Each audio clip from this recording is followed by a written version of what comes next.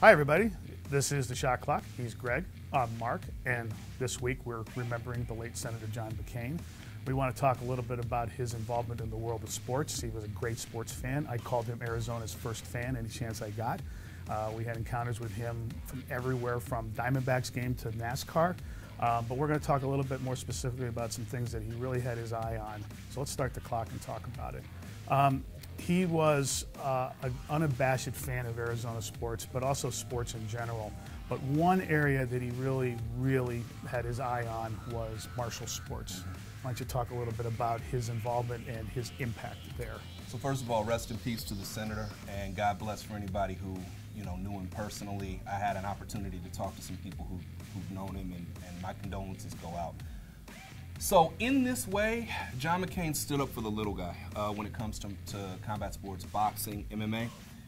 1996 thereabouts, MMA was beginning to spread. It was in like its earliest days, and McCain said, no, this has got to stop. This is human cockfighting. Now when you go back to those days, there were like no rules. There were no weight classes. Guys would have to fight 2 and 3 times in a night. It was horribly dangerous. And because McCain put up such a fuss, MMA is what it is today. We've got weight classes, we've got more rules, we've got more safeguards.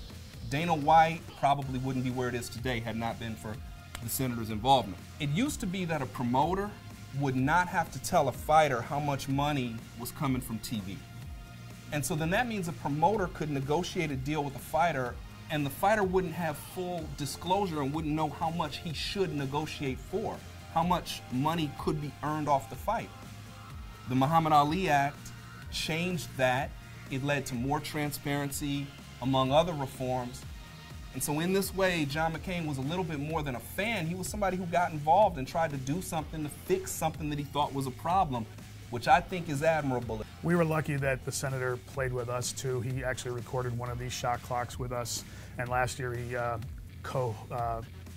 fronted a town hall with Jerry Colangelo over at Grand Canyon University. We will all miss him very much.